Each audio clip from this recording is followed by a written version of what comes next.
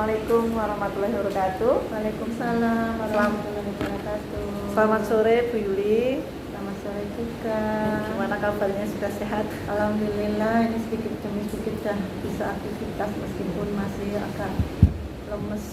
Alhamdulillah. Bu Yuli mohon maaf mengganggu Ya. waktunya sebentar. Saya ada tugas dari CGP untuk melakukan studi wawancara dengan beberapa kepala sekolah berkaitan dengan pengambilan keputusan. Mau nggih Bu Yuli? Ya, tidak apa-apa. Nggih, Bu Yuli, saya akan mengajukan beberapa pertanyaan nggih. Ya. Untuk pertanyaan yang pertama, bagaimana Bu Yuli sebagai kepala sekolah untuk mengidentifikasi kasus-kasus anak yang termasuk dilema etika atau rujukan moral?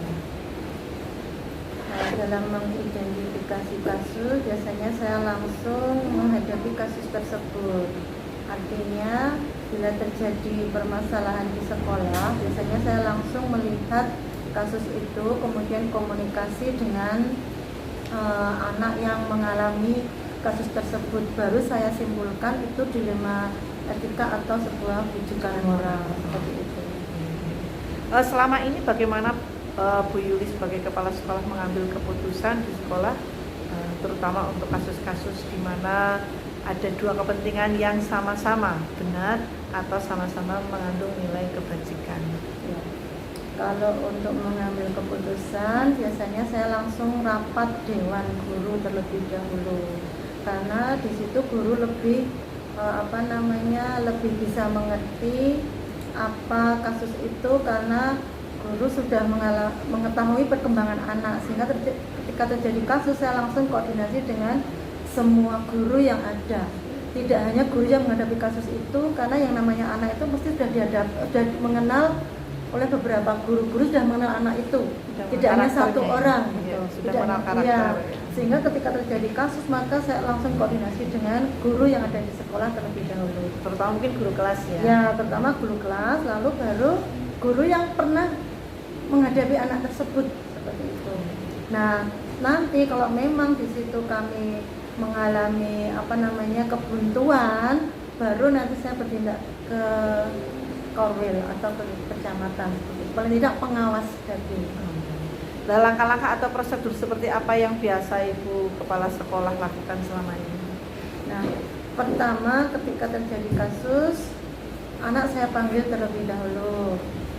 Kemudian kasus itu dialami oleh berapa anak, maka semua anak kita panggil.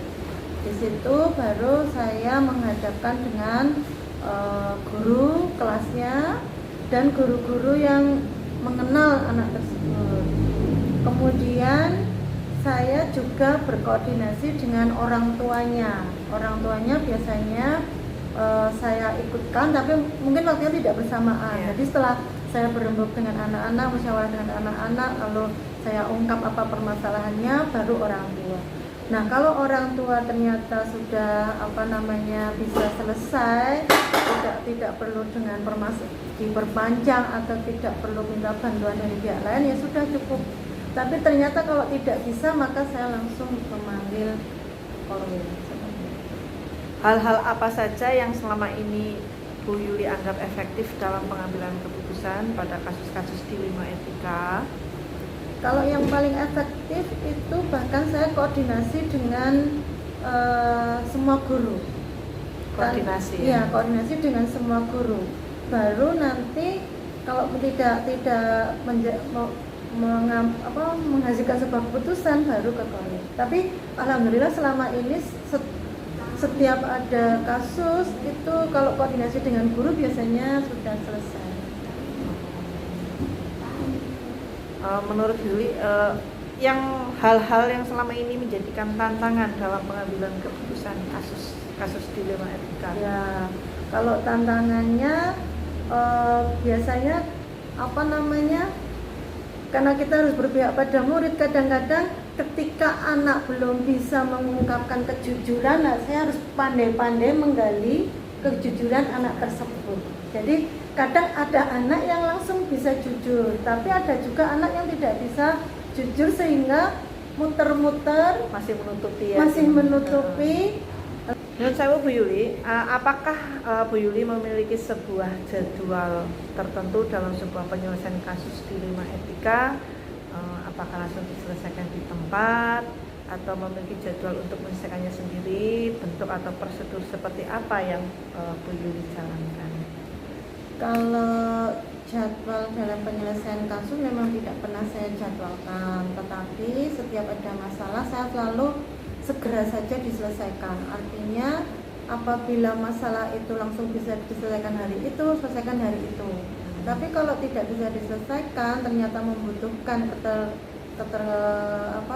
keterkaitan dengan orang tua, biasanya saya melayangkan surat kepada orang tua.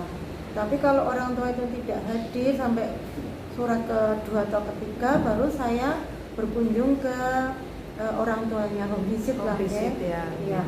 Nah, biasanya yang saya home visit memang kasus-kasus yang tidak bisa diselesaikan oleh anak saja atau dengan guru saja. Jadi harus melibatkan orang tua. Nah, tapi kalau melibatkan orang tua, kalau orang tua bisa datang ya bisa, saya tidak home visit. Maka jadwalnya tidak pernah saya buat jadwal tertentu, hanya berdasarkan surat itu saja. Kalau dipanggil sudah rawuh ya sudah kita selesaikan. Tapi ada saatnya ada yang tidak datang, akhirnya saya home visit seperti itu. Adakah seseorang atau faktor apa yang selama ini mempermudah atau membantu Bu Yuli dalam pengambilan keputusan dalam kasus-kasus dilema etika? Ya, sementara ini kalau kasus-kasus di sekolah itu kan tidak terlalu berat, sehingga ketika saya sudah koordinasi, konfirmasi juga dengan guru olahraga, itu biasanya cepat selesai karena guru olahraga itu begitu mudah untuk bisa melihat karakter anak, tingkah laku anak ketika anak-anak itu bermain, ketika anak-anak itu olahraga. Dari semua yang telah disampaikan, pembelajaran apa yang dapat Bu Yuli petik dari pengalaman Bu Yuli sebagai kepala sekolah dalam mengambil keputusan dilema etika? Ya, kalau pembelajaran yang saya dapatkan dari menangani kasus-kasus anak-anak tentang yang dilema etika ini, memang saya merasakan bahwa keberpihakan terhadap murid itu harus diutamakan oleh seorang kepala sekolah, seorang guru, baik guru mapel maupun guru kelas, karena timbulnya permasalahan anak itu tidak muncul karena niat anak, pasti ada keterkaitan dengan pihak-pihak luar, mungkin juga keluarga, mungkin juga teman, sehingga ketika kita menyelesaikan sebuah masalah harus betul-betul melihat bahwa sebuah kasus ini bukan karena murni kesalahan anak. Ya, Bu Yuli, terima kasih atas bantuannya pada hari ini. Saya juga merasa jadi ada sedikit gimana ya, ada gambaran lah gimana cara pengambilan kepala sekolah dalam pengambilan keputusan. Terima kasih atas kerjasamanya dan bantuannya pada hari ini. Mungkin saya akhiri. Assalamualaikum warahmatullahi wabarakatuh. Waalaikumsalam warahmatullahi wabarakatuh. Assalamualaikum Bu Rini. Waalaikumsalam Bu Rini.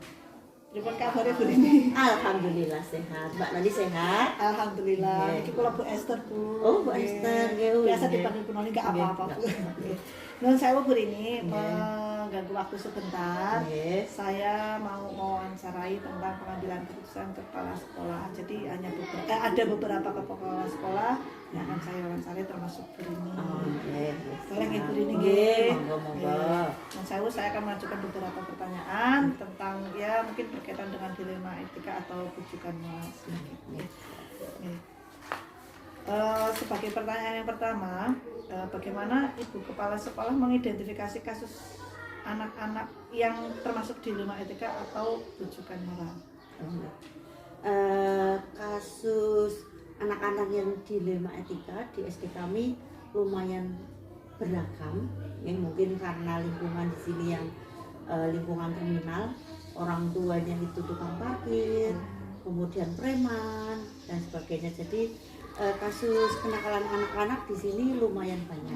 Lah cara saya mengidentifikasi kasus-kasus itu ya jelas yang pertama kita komunikasikan dengan guru. Dikomunikasikan dengan guru. Selain guru juga wali murid, kemudian komite. Ya, karena komite alhamdulillah kan dekat dengan mereka. Nah, dari masyarakat itu kalau pengen mengidentifikasi kasus ya itu dari mereka. Kemudian juga dari kejadian yang ada di sekolah. Berarti ada kejadian dulu baru Iya, ada itu. Iya. Selain itu juga kadang kami mencari informasi kalau ada kejadian yang ada di luar. Selama ini bagaimana Ibu Rini sebagai kepala sekolah menjalankan pengambilan keputusan di sekolah, terutama untuk kasus-kasus di mana ada dua kepentingan yang sama-sama benar atau sama-sama yang mengandung nilai kebajikan?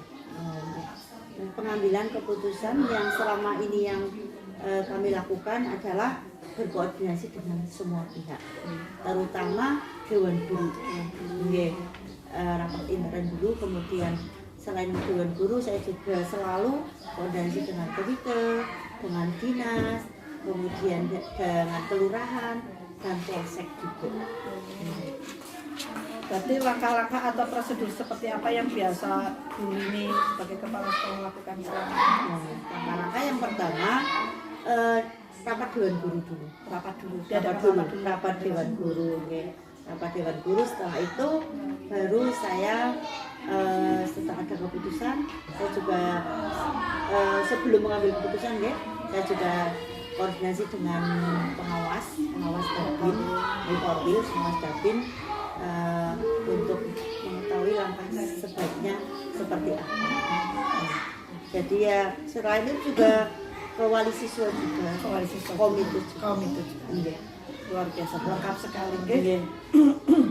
Hal-hal apa saja yang selama ini Ibu Rini anggap efektif dalam pengambilan keputusan pada kasus-kasus di Lima Etika? Pengambilan keputusan yang efektif menurut saya itu dengan koordinasi dengan berbagai pihak.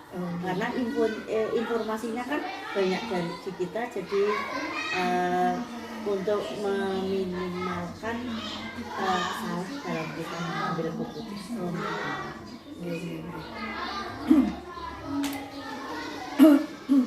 Kemudian hal-hal apa saja yang selama ini yang merupakan tantangan menurut Bu Rini, yang merupakan tantangan dalam pengambilan keputusan terhadap kasus-kasus dilema etika yang dijadikan tantangan? Tantangan untuk bisa menyelesaikan masalah dilema anak tadi saya itu selalu berusaha untuk berpihak kepada murid. Contohnya yang kasus Reza, Mas 6 dan Heri itu kan mereka mencuri dan itu viral. Nah itu saya itu pinginnya saya mengambil keputusan tapi tetap berpihak kepada anak. Lah itu kan agak susah juga. Nah itu tantangannya seperti itu. Saya kepinginnya itu tetap berpihak kepada siswa. Selain itu juga masalah waktu, karena banyak itu jadi kadang saya bingung juga mana dulu yang saya kerjakan. Luar biasa. Memang kita harus sebagai pendidik memang harus berpihak atas kebutuhan murid. Apakah kepala sekolah memiliki sebuah tata manakala atau jadwal tertentu dalam sebuah penyelesaian kasus di Lima Etika? Apakah kepala sekolah langsung menyelesaikan di tempat atau memiliki sebuah jadwal untuk menyelesaikannya? Bentuk atau prosedur seperti apa yang Bu Rini lakukan sebagai kepala sekolah dijalankan? Jadwal tetap ada, jadwal itu ada yang bulanan ada. Tetapi terkait penyelesaian kasus itu tetap ada skala prioritas. Mana yang didahulukan? Iya, contohnya yang kemarin Reza, begitu kasusnya saya tahu, kemudian hari itu juga saya langsung ke dinas, saya langsung ke kelurahan, saya langsung ke polsek untuk berkoordinasi langkah-langkah yang harus saya ambil untuk menyelesaikan kasus itu yaitu skala prioritas. Bu Rini, apakah Bu Rini sebagai kepala sekolah memiliki jadwal tertentu dalam sebuah penyelesaian kasus di Lima Etika apakah kepala sekolah langsung menyelesaikan di tempat atau memiliki jadwal untuk menyelesaikannya? Bentuk atau prosedur seperti apa yang Ibu Rini lakukan sebagai kepala sekolah di jalan? Kalau jadwal ada, namanya jadwal pembinaan ya, itu ada bulanan, tetapi kami tetap skala prioritas. Jadi mungkin ada kasus yang harus tangani hari itu juga ya ada. Contohnya itu kasus kemarin, kasusnya Reza, itu hari itu juga saya langsung ke dinas, saya langsung ke Bulura, saya langsung ke Polsek untuk menangani kasus tersebut. Jadi ada jadwal, tetapi tetap skala prioritas. Mana yang perlu Mana yang diutamakan? Adakah seseorang atau faktor-faktor apa yang selama ini mempermudah atau membantu Bu Rini sebagai kepala sekolah dalam pengambilan keputusan dalam kasus-kasus di etika, atau yang sedikit mempengaruhi lah dalam pengambilan keputusan? Faktor yang membantu dalam pengambilan keputusan di sini ya semua yang ada, baik itu dewan guru, wali murid, komite, dinas, terus kemudian ada kelurahan, polsek, itu semua membantu. Dari semua hal yang telah disampaikan, pembelajaran apa yang dapat Ibu Rini sebagai kepala sekolah petik dalam pengalaman mengambil keputusan dilema etika? Yang bisa saya ambil yaitu ternyata semua masalah pasti bisa diselesaikan asal ada kerjasama dan komunikasi. Jadi kuncinya adalah kerjasama dan komunikasi. Luar biasa, memang sepertinya sebagai seorang pendidik, apalagi sebagai seorang kepala sekolah, dibutuhkan yang utama adalah kerjasama. Ya, komunikasi yang baik semua pihak, mungkin itu akan berjalan dengan baik. Terima kasih Bu Rini sudah mengganggu waktunya hari ini. Mohon maaf saya mengganggu. Semoga sekolah Bu Rini lebih sukses untuk kedepannya. Amin. Terima kasih Bu Rini. Saya akhiri. Wassalamualaikum warahmatullahi wabarakatuh. Waalaikumsalam. Saya undur diri dulu ya.